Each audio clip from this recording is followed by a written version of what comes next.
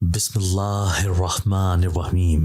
میں اندھا دھن بھاگ رہی تھی، کہاں جانا ہے کچھ نہیں جانتی تھی، کوئی امید بھی نظر نہیں آ رہی تھی، کوئی راستہ دکھائی نہیں دے رہا تھا، لیکن خدا پر بھروسہ رکھے میں بھاگتی جا رہی تھی۔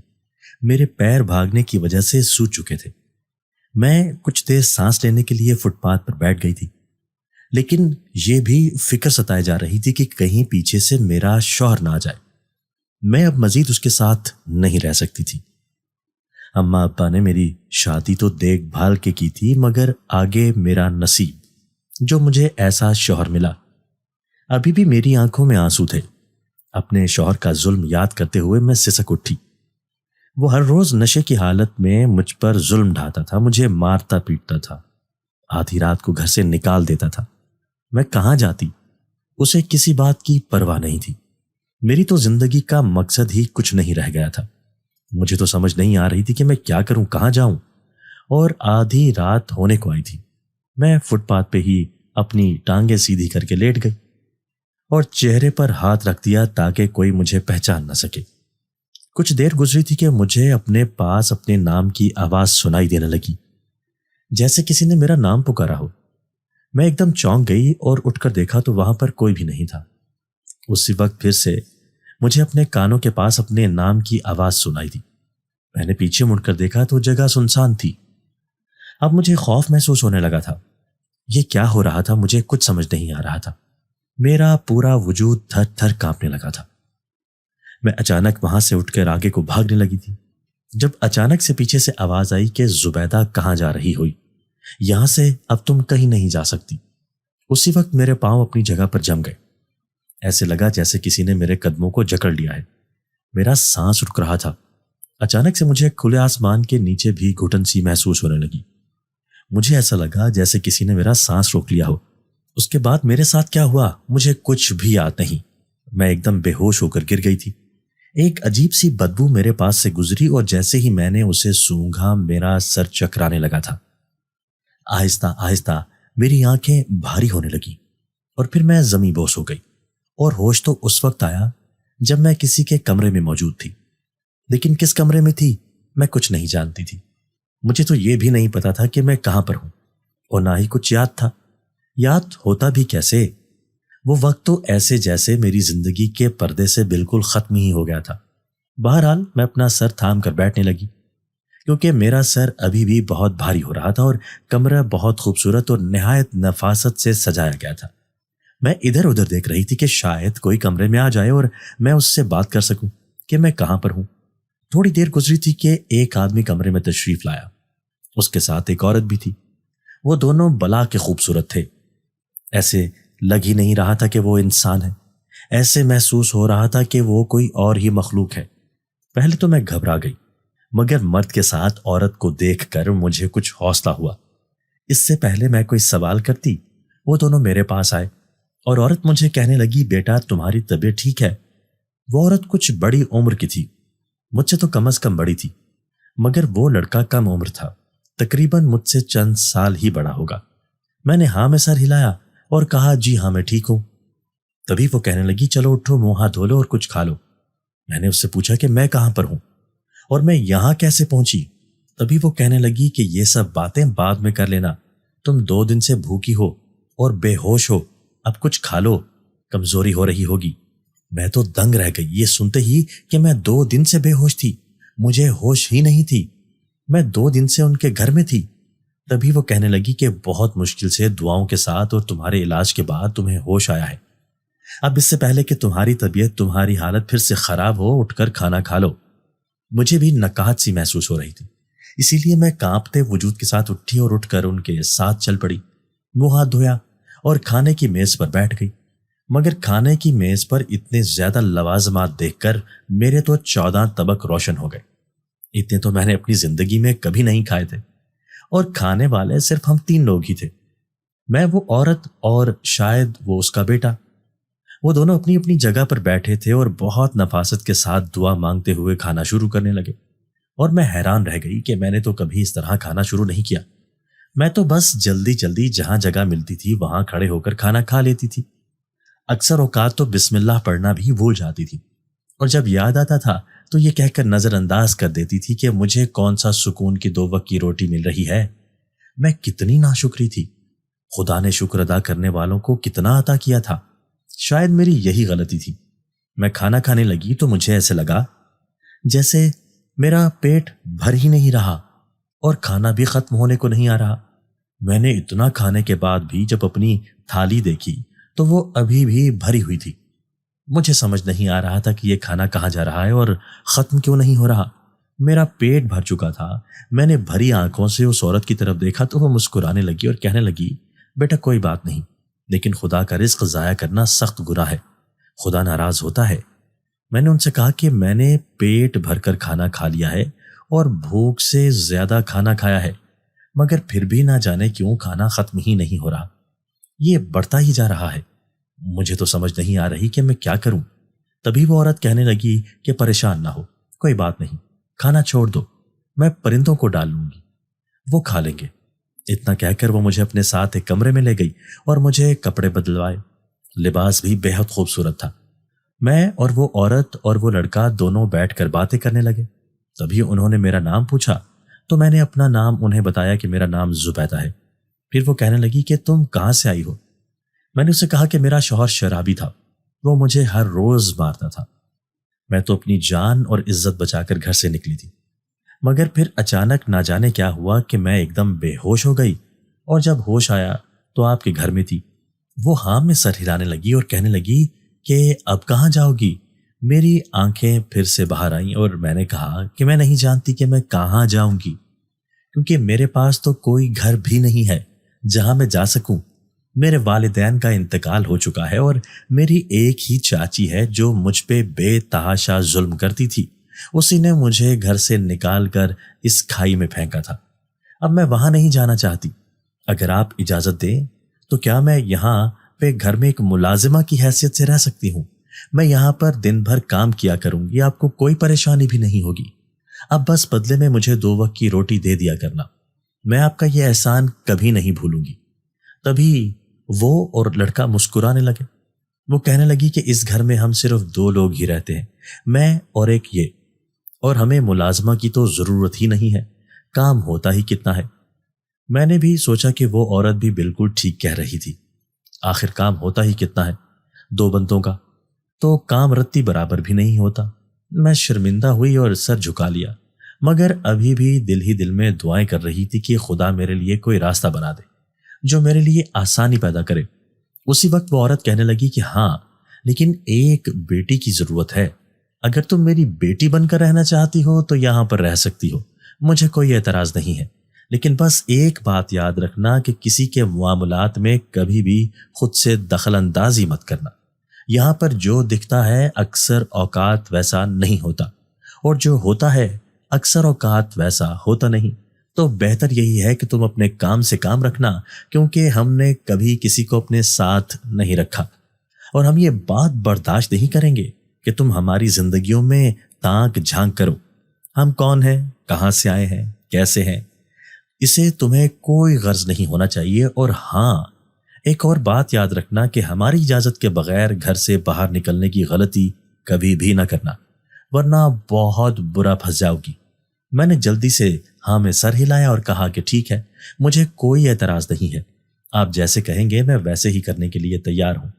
اس وقت تو میں نے جلد بازی میں ہاں کہہ دیا اور اس بات پر بھی یقین دہانی کروا دی کہ میں کبھی بھی ان کے کاموں میں دخل اندازی نہیں کروں گی، مگر میں نہیں جانتی تھی کہ میرے ہی الفاظ میرے سامنے آ جائیں گے اور مجھے شرمندہ کر دیں گے اور مجھے بہت بڑی مصیبت میں پھنسا دیں گے۔ کاش میں اپنے آنے والا وقت پہلے سے جانتی ہوتی، مگر میں کیسے جانتی؟ میری تو قسمت اس وقت سے ہی خراب ہو گئی تھی جب میرے اماں ابا اس دنیا سے چلے گئے تھے۔ میں تو بالکل اکیلی ہو کر رہ گئی تھی۔ دنیا کے رنگ اس دن کے بعد سے مجھے دیکھنے کو ملے۔ اس دن سے پہلے تو کبھی میرے ابا نے مجھے گھر سے باہر نہیں نکالا تھا، ہر طرح کی دھوپ چھاؤں سے بچا کر رکھا تھا۔ وقت کا کام ہے گزرنا تو وہ گزر ہی جاتا ہے۔ میں اس دن کے بعد سے اس گھر میں رہنے لگی۔ مجھے سکون کی زندگی میسر تھی، 2 وقت کا کھانا کھانے کو مل جاتا تھا، اور اتنا لذیذ کھانا میں نے کبھی کھایا ہی نہیں تھا۔ میرا دل جو چاہتا میں وہ کھاتی تھی، کبھی کسی نے نہ تو ہاتھ روکا تھا اور نہ ہی کبھی کسی نے کوئی تانا دیا تھا۔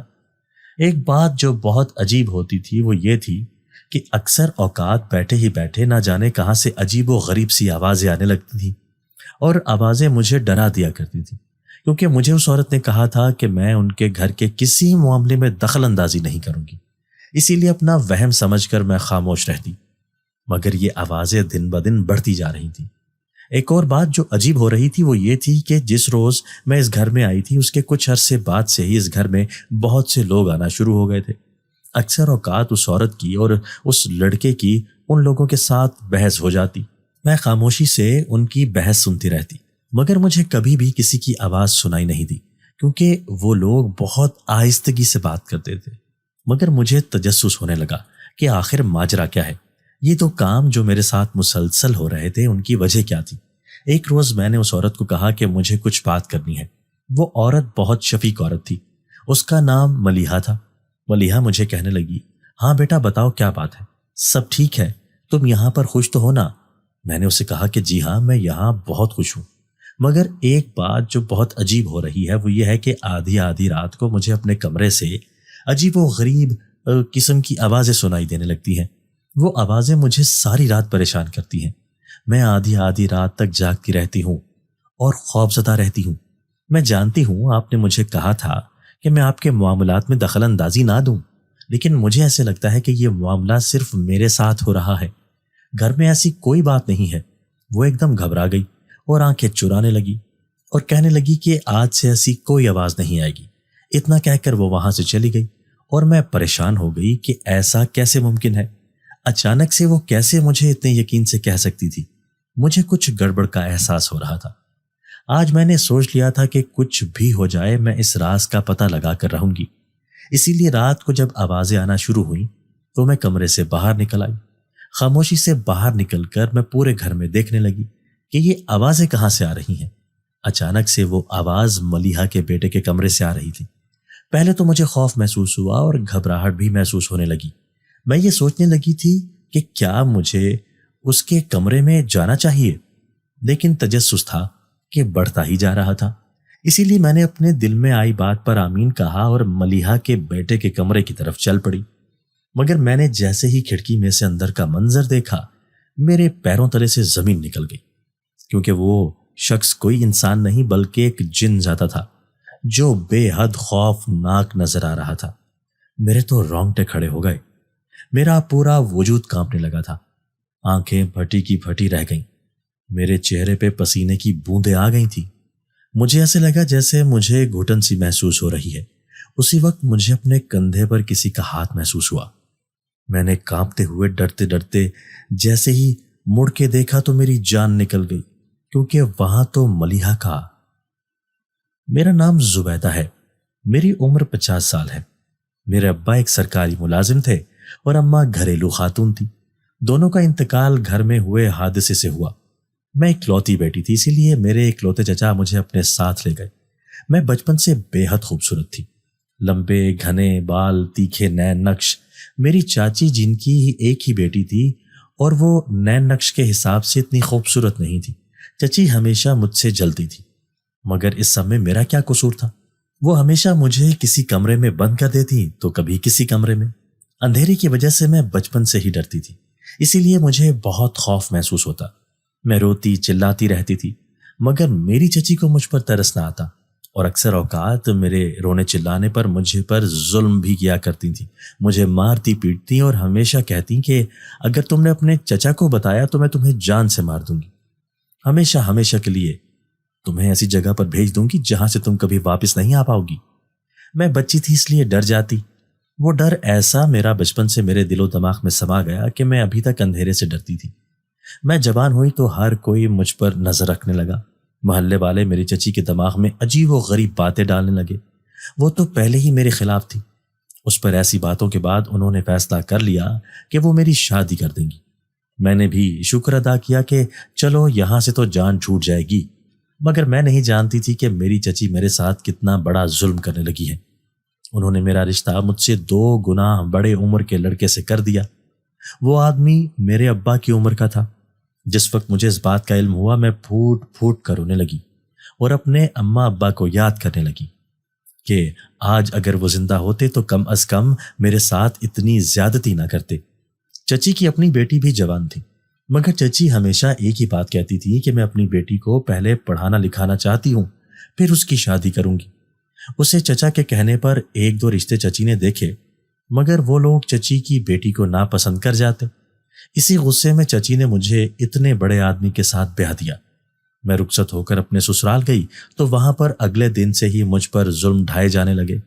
मुझे समझ नहीं आ रहा था कि मैं क्या करूं, किस तरह यहां पर गुजारा करूं। मेरा शौहर भी आधी आधी रात तक घर पर ना आता। एक रोज मेरा शौहर घर पर आया तो वो अजीबो गरीब हरकतें कर रहा था। उसके पैर डगबगा रहे थे। मुझे समझ नहीं आया कि उसे हुआ क्या था। आते ही वो बिस्तर पर गिर गया। मेरी तो चीखें निकल गई।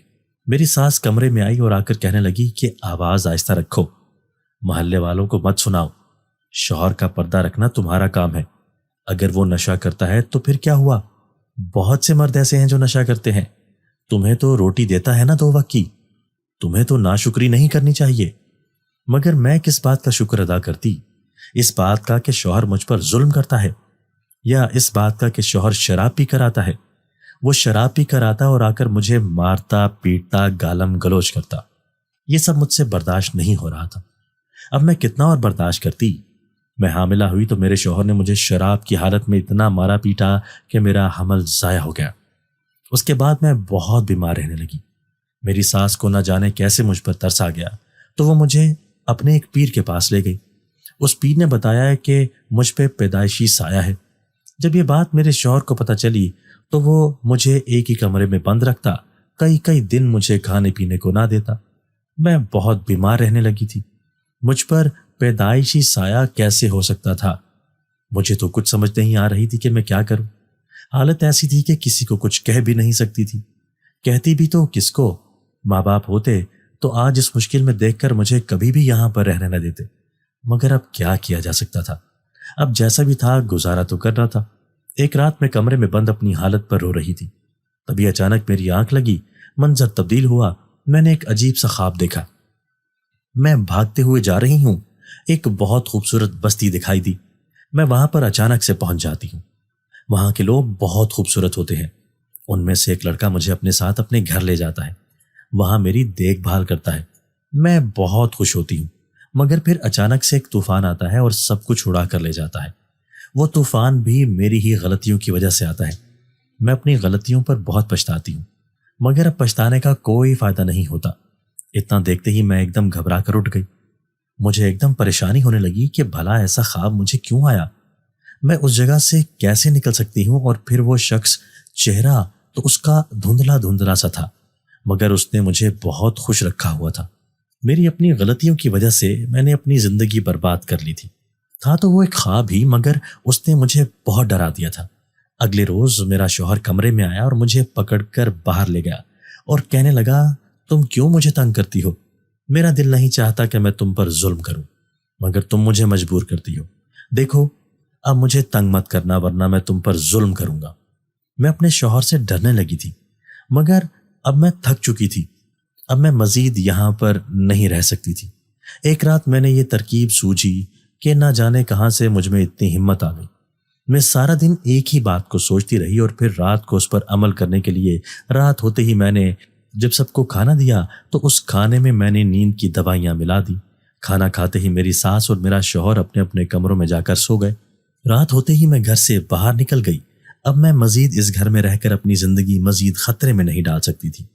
इसीलिए मैंने आओ देखा ना ताओ और घर से भागने लगी। मैं अपने शराबी शौहर के साथ जिंदगी नहीं गुजार सकती थी। घर से निकलते वक्त पहले पहल तो मुझे कुछ घबराहट सी महसूस हुई। खौफ सा भी महसूस हुआ कि मुझे यहां से नहीं जाना चाहिए। जाऊंगी भी तो कहां पर? और फिर यह भी डर था कि कहीं शौहर की आंख ना खुल जाए और वो मेरे पीछे ना आ जाए। मैं भागती हुई जा रही थी, सांस फूल रहा था, मगर मुझे अभी सिर्फ फिक्र थी तो अपनी जिंदगी की, अपनी इज्जत की, जो मेरे शौहर के हाथ रहकर बर्बाद थी। अपनी चाची के घर में जा नहीं सकती थी।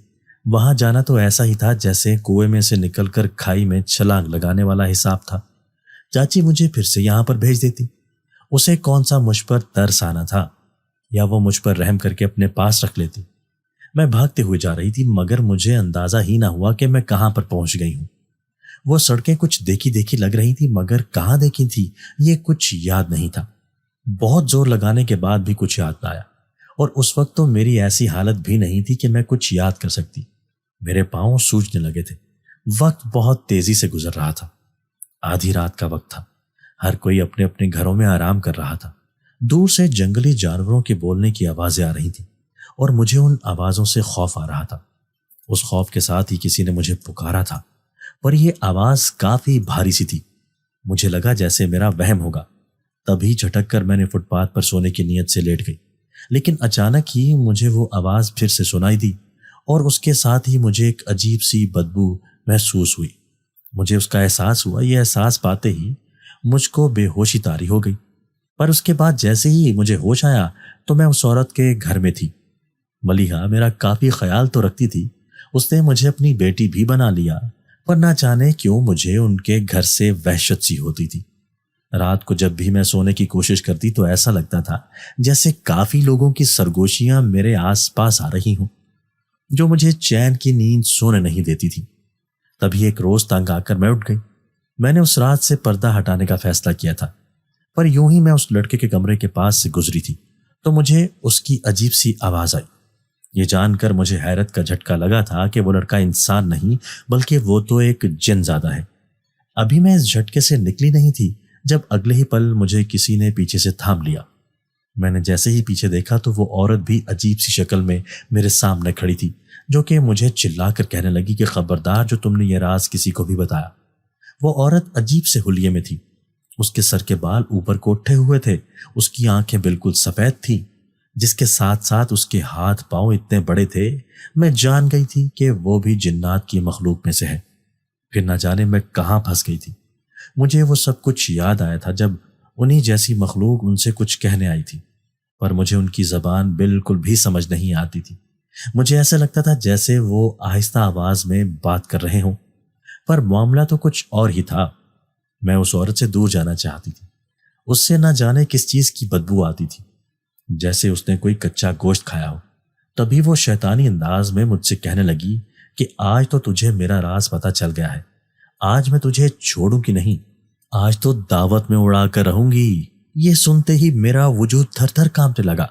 मैंने उसको अपने दोनों हाथों से धक्का दिया, वहां से जाने की कोशिश करने लगी, जब एकदम वो मेरे सामने आकर खड़ी हो गई। वो अब कहका लगाकर कहने लगी कि तुझे अभी अंदाजा नहीं है कि तूने कितनी बड़ी हमाकत कर दी है। जब अगले पल उसका वो बड़ा हाथ मेरे बालों पर गया था। एक झटके से वो मेरे बालों को दबोचने लगी थी। जैसे ही मैंने चीख मारी तो उस कमरे का दरवाजा खुल गया, जिधर वो जिनज़ादा था। जैसे ही मैंने जिनज़ादे को देखा तो मैं उसको देखती ही रह गई, क्योंकि उससे मुझे कोई खौफ नहीं आ रहा था। उसकी आंखें इतनी गहरी थी कि एक दफा जो भी देखे वो उसमें खो ही जाए। वो लड़का अपनी जबान में अपनी माँ से कुछ कह रहा था, जबकि मलिहा भी किसी और जबान में उससे बात कर रही थी। मलिहा की आंखों में गुस्सा था। उसने मुझे छोड़ तो दिया था, पर वो अपने बेटे को ना जाने क्या कह रही थी। जब अगले ही पल उसके बेटे ने मेरा बाजू थामा, मुझे तो ऐसे लगा था जैसे मैं किसी फौलादी गिरफ्त में आ गई हूं। उसकी गिरफ्त काफी ज्यादा मजबूत थी, पर अगले ही पल वो मुझे अपने कमरे में ले आया और उसने दरवाजा बंद कर दिया। मैं अभी भी खौफ की वजह से कांप रही थी। मुझे समझ नहीं लग रही थी कि मेरे साथ क्या चल रहा है। तभी मैं फिर से बेहोश हो गई। मुझे जैसे ही होश आया तो अगले दिन की शाम थी। मैंने जैसे ही सामने देखा तो मलिहा अपनी पुरानी हालत में मेरे सामने मौजूद थी, जबकि वो लड़का अपनी माँ से कुछ कह रहा था, लेकिन आवाज मुझ तक पहुंच ही नहीं पाई जो मैं सुन सकती। मुझे जैसे ही कल रात का वो हौलनाक मंजर याद आया तो मैं तड़प कर बिस्तर से उठ गई, पर उस लड़के ने देख लिया था। वो लड़का मुझे कहने लगा कि देखो, उठने की कोशिश मत करो, तुम कमजोर हो। मैं अपनी माँ की इस हरकत की वजह से तुमसे माफी मांगता हूं। मेरा नाम जैगम है। अम्मा दिल की बुरी नहीं है, पर तुम्हें हमारी सच्चाई पता चल गई है। इसी वजह से मेरी माँ बौखला गई थी, तभी उन्होंने तुम पर हमला कर दिया था। रात के उस पहर हमारी ताकतें बहुत ज्यादा हो जाती हैं, जिसकी वजह से हम सब सामने पड़ी किसी भी चीज को खा लेते हैं। तभी मेरी अम्मा ने तुम्हारे साथ वो सब कुछ किया और मैं इस सारे वाक़े को अपना डरावना ख्वाब समझ रही थी। لیکن جیسے ہی زیغم نے اپنی سچائی بتائی تو میں ڈر کر اس سے کہنے لگی کہ دیکھو، مجھے اپنے گھر جانا ہے، میں اپنے اس ظالم شوہر کے ساتھ رہ لوں گی، لیکن مجھے تم جیسی مخلوق کے ساتھ بالکل بھی نہیں رہنا، میں کسی جنات کی بستی میں بالکل بھی نہیں رہ سکتی۔ جب زیغم کہنے لگا کہ واپس جانا تو تم بھول ہی جاؤ، اتنے میں اس کی ماں میرے پاس آئی اور میرے ہاتھ پکڑ کر کہنے لگی کہ مجھے معاف کر دو، اگر میں ایسی عورت ہوتی تو میں تم پہ پہلے ہی حملہ کر لیتی، لیکن اس رات میری طاقت مجھ پر حاوی تھی، میں تو اب اس عورت سے کافی گھبرا رہی تھی۔ ملیحہ نے جیسے ہی میرے ہاتھ تھامے تھے تو مجھے ایسے لگا جیسے وہ مجھے دبوچ رہی ہو، تبھی میں اس سے الگ ہونا چاہتی تھی، پر وہ کہنے لگی کہ مجھے معاف کرو گی، میں تبھی تمہیں چھوڑوں گی۔ میں نے اس سے خود سے دور کرنے کی خاطر معاف کر دیا، پر وہ بہت زیادہ خوش ہو گئی۔ اسی دن پھر سے کچھ عجیب سے لوگ آئے تھے، وہ لوگ مجھے دیکھ کر پھر سے کوئی باتیں کر رہے تھے۔ جب زیغم میرے پاس آیا اور مجھ سے کہنے لگا کہ اب وقت آ گیا ہے، تمہیں ہماری مدد کرنی ہوگی، یہ سن کر میرا وجود کانپنے لگا تھا کہ نہ جانے یہ جنات مجھ سے کیا کہنا چاہتے ہیں۔ اور اگلے ہی پل زیغم نے اپنا ایک ہاتھ میری جانب بڑھایا اور سیدھا میرے پیٹ پر رکھ دیا۔ اس کو ایسا کرتے دیکھ کر میں تڑپ اٹھی تھی اور چلا کر کہنے لگی تم یہ کیا کر رہے ہو، تم ہوش میں تو ہو؟ مجھے ایسا محسوس ہوا جیسے میرے پیٹ میں کوئی ہلچل سی ہوئی ہو۔ میں نہیں جانتی تھی کہ میرے ساتھ کیا ہو رہا ہے، پر یہ سب کرتے ساتھ ہی زیغم مسکرانے لگا اور پھر باہر جا کر ان لوگوں کو سب کچھ بتانے لگا۔ وہ لوگ بہت زیادہ خوش ہو گئے، وہ لوگ سب زیغم کا ہاتھ پاؤں چومنے لگے تھے۔ نہ جانے وہ کون لوگ تھے، میں کچھ بھی نہیں جانتی تھی، لیکن اگلے ہی دنوں میں زیغم میری کافی فکر کرنے لگا تھا۔ ملیحہ بھی میرا بہت خیال رکھتی تھی، وہ کھانا میرے بیڈ پر لے کر آتی تھی، مجھے میرے بستر سے اٹھنے تک نہیں دیتی تھی۔ وہ پہلے جیسا لذیذ کھانا مجھے ابھی بھی ملتا تھا، پر روز ہی زیغم اپنا وہ ہاتھ میرے پیٹ پر رکھتا تھا، جس سے میرے پیٹ میں ہلچل محسوس ہوتی تھی۔ اس کے ساتھ ہی مجھے اپنا پیٹ کافی پھولا ہوا لگنے لگا تھا، میری صحت میں کافی تبدیلی آ رہی تھی۔ میں جو دبلی پتلی سی تھی اب ہٹی کٹی ہونے لگی تھی، نہ جانے میرے ساتھ کیا کیا جا رہا تھا۔ مجھے ہال اٹھنے لگا تھا۔ تبھی میں نے ایک روز تڑپ کر زیغم سے پوچھ لیا کہ یہ تم کیا کرتے ہو، تم میرے ساتھ یہ سب کرتے ہو اور مجھے بھی خبر نہیں ہونے دیتے، یہ تو ناانصافی ہے، پلیز مجھے بتا دو۔ جب زیغم کہنے لگا کہ تمہارے پیٹ میں ایک ننھی سی جان پل رہی ہے، تو اس کی بات سن کر ہی میرے پیروں تلے سے زمین نکل گئی تھی کہ آخر ایسا کیسے ہو سکتا ہے۔ میں اسے عجیب نظروں سے گھور رہی تھی، کبھی اپنے پیٹ کو دیکھتی تھی جو کافی پھول چکا تھا، کیونکہ 3 مہینے تو گزر ہی گئے تھے۔ وہ تو چمکتی آنکھوں سے میرے پیٹ کو دیکھ کر مسکرا رہا تھا۔ پھر کہنے لگا تمہارے پیٹ میں جو وجود پل رہا ہے وہ اسی بستی کا اگلا شہنشاہ ہوگا۔ یہ سنتے ہی میں سکتے میں آ گئی تھی، ایسا لگ رہا تھا جیسے میں کسی فلم میں آ گئی ہوں، کیونکہ ایسے الفاظ تو میں نے پہلے کبھی نہیں سنے تھے۔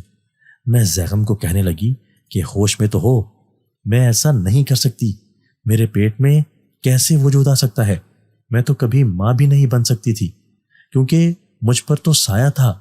یہ سن کر وہ ہنسنے لگا تھا جیسے اسے یہ خبر پہلے سے پتا ہو۔ وہ مجھے اور بھی پریشان کر رہا تھا۔ جب اس کی ماں میرے پاس آئی، میرے ہاتھ جوڑ کر کہنے لگی کہ دیکھو پلیز ہمیں یہ کام کرنے دو، ہمیں معاف کر دینا، کیونکہ جب تم حاملہ تھی اور جب تمہارا ظالم شوہر تمہیں پیٹتا تھا تو تمہارا حمل ضائع ہو گیا تھا۔ اس کے بعد تم نے جیسے ہی اپنا علاج کروایا تھا تو تمہیں بتایا گیا تھا کہ تمہیں سایہ ہے، پر اس وقت میرا بیٹا زیغم انسانوں کی بستی میں کسی ایسی عورت کی تلاش کر رہا تھا جس سے وہ اپنا بچہ پیدا کر سکے، جو کہ اس بستی کا شہنشاہ ہو۔ یوں اس کی نظر تم پر گئی تھی، تبھی اس نے فیصلہ کر لیا تھا کہ اب اگلا جو بھی وجود تمہاری کوکھ میں پلے گا وہ اس بستی کا شہنشاہ بنے گا۔ پر زیغم کو بالکل بھی گوارا نہیں تھا کہ وہ وجود تمہارے اس شوہر کا ہو، تبھی اپنے جادو سے تمہاری کوکھ کو جکڑ لیا تھا، جس وجہ سے تمہاری اولاد نہیں ہو سکتی تھی۔ یہ سن کر میں ساکت ہو گئی تھی۔ جب ملیحہ مزید کہنے لگی کہ معاف کرنا، زیغم میرا سگا بیٹا نہیں ہے بلکہ یہ تو میرا داماد ہے، اس کی بات سن کر مجھے ایک اور جھٹکا لگا تھا۔ ملیحہ کہنے لگی کہ میری بیٹی ہو بہو تم جیسی تھی، زیغم اس سے بہت محبت کرتا تھا، پر وہ کبھی ماں نہیں بن سکتی تھی۔ تبھی سب کو فکر ہوتی تھی کہ اگلا شہنشاہ کون بنے گا، کیونکہ ہمارا خاندان شہنشاہ کا خاندان ہے۔ میرے شوہر شہنشاہ تھے اور میں ان کی ملکہ تھی، ہمارا کوئی بیٹا تو تھا نہیں، تبھی شہنشاہ نے یہی فیصلہ کیا تھا کہ ہماری بیٹی کی جو اولاد ہوگی اس میں سے ہی اگلا شہنشاہ بنے گا۔ پر مجھے یہ خبر جیسے ہی ملی کہ میری بیٹی کبھی ماں نہیں بن سکتی تو زیغم بہت ہی پریشان ہو گیا تھا۔ میری بیٹی تو اس روز سے ہی صدمے میں چلی گئی تھی، وہ آج تک اپنے بستر سے نہیں ہلی۔ زیغم کو اس بات کا دکھ ہے، پر میں نے اس کو سمجھایا کہ دیکھو، ہمیں انسانوں کی بستی سے ہی اس جیسی کوئی عورت تلاش کرنی ہوگی جو ہم نے تمہاری تلاش کی تھی۔ ملیحہ کی باتیں سن کر مجھے کافی حیرت ہوئی تھی، کیونکہ ایسے بھلا میں کیسے حاملہ ہو سکتی تھی۔ مجھے وہ پل یاد آنے لگے جب میں بے ہوش ہو جاتی تھی۔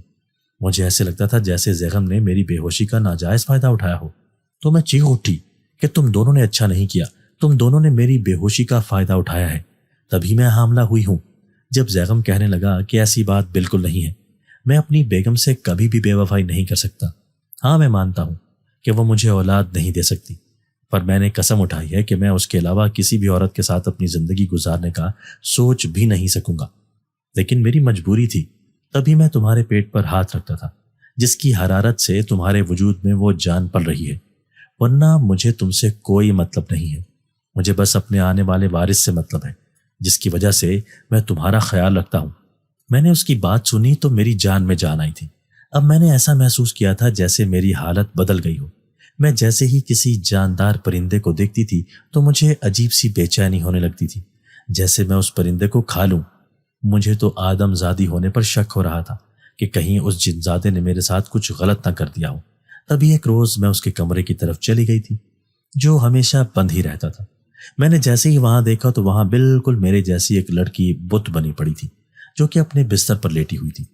اس کے بس آنکھیں ہل رہی تھیں۔ میں نے اس کے وجود کو ہلانا شروع کر دیا تھا۔ اتنے میں زیغم کمرے میں آ گیا۔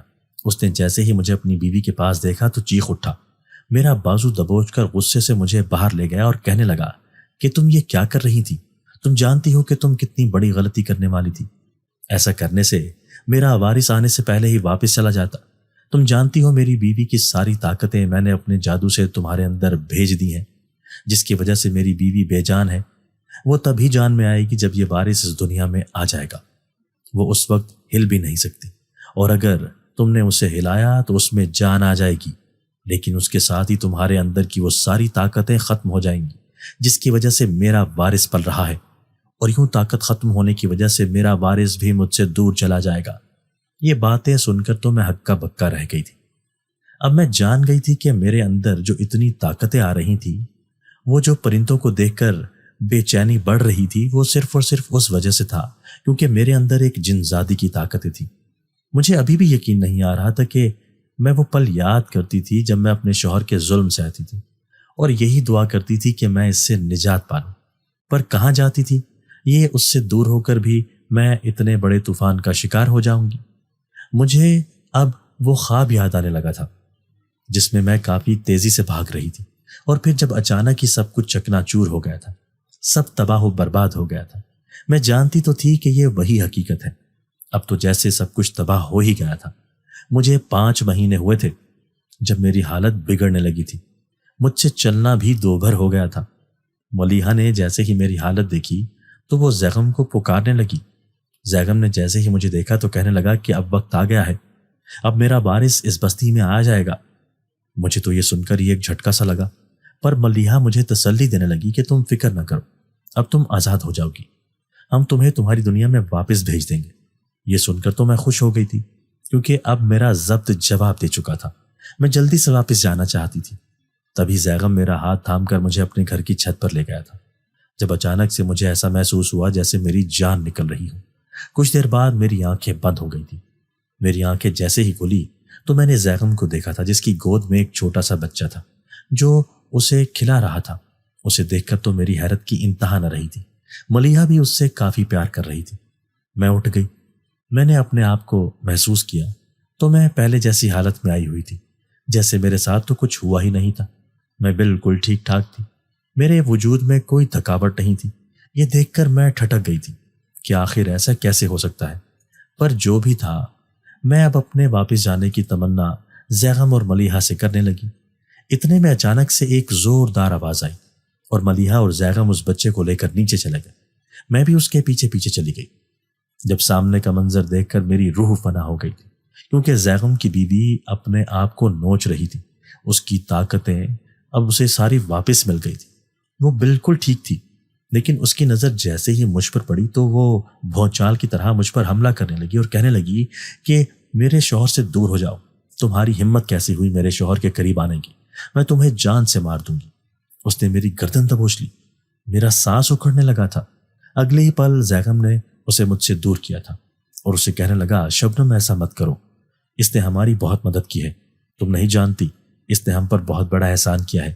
یہ دیکھو، یہ ہمارا بیٹا ہے جو کہ اب اگلا وارث بنے گا، اگلا شہنشاہ بنے گا۔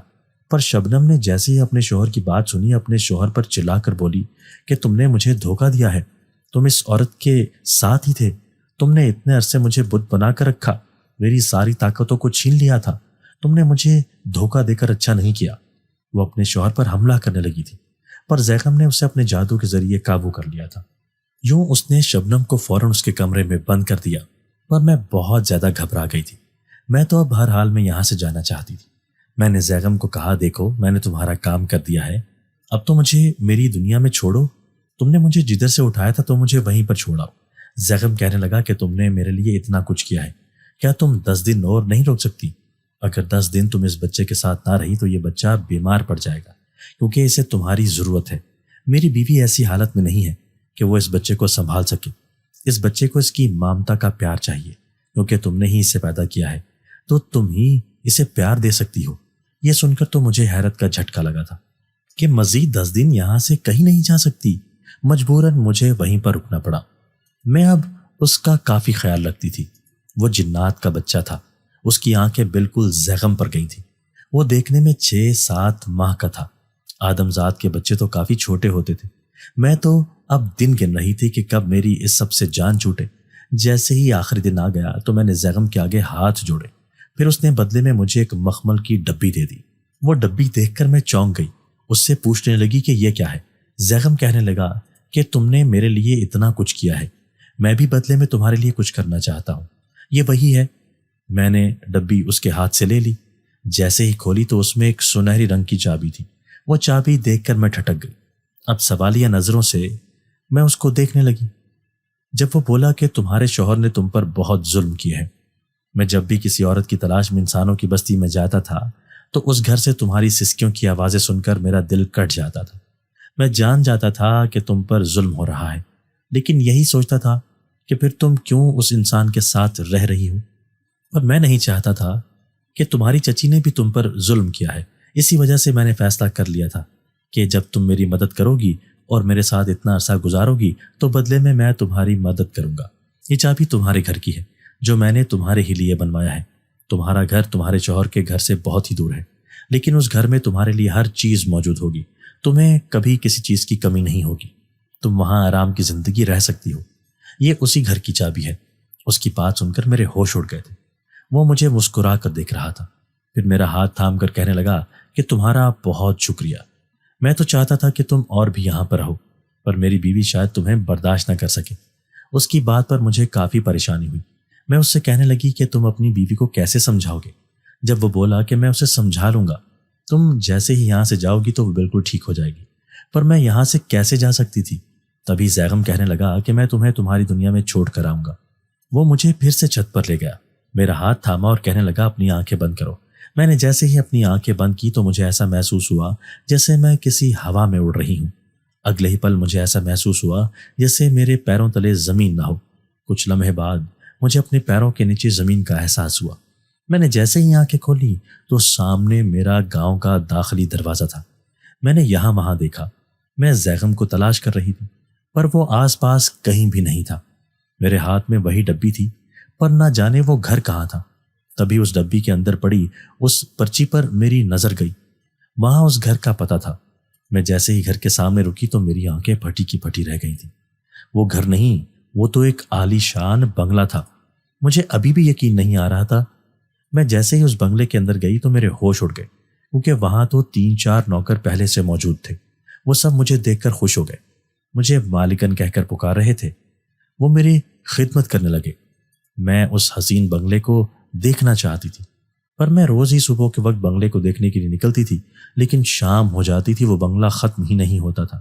میں جنزادے کا بہت شکریہ ادا کرتی تھی جس نے میری زندگی میں میری اتنی مدد کی تھی۔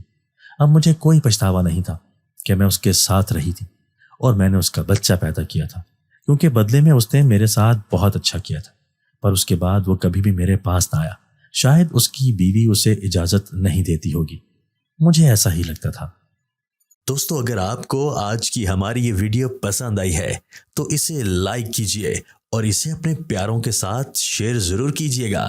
اور ہاں، اگر آپ نے ابھی تک ہمارا چینل سبسکرائب نہیں کیا تو ہمارا چینل سبسکرائب کر دیجئے اور بیل آئیکن بھی پریس کر دیجئے تاکہ ہماری ہر نئی آنے والی ویڈیو آپ کو بر وقت مل سکے۔ اللہ حافظ۔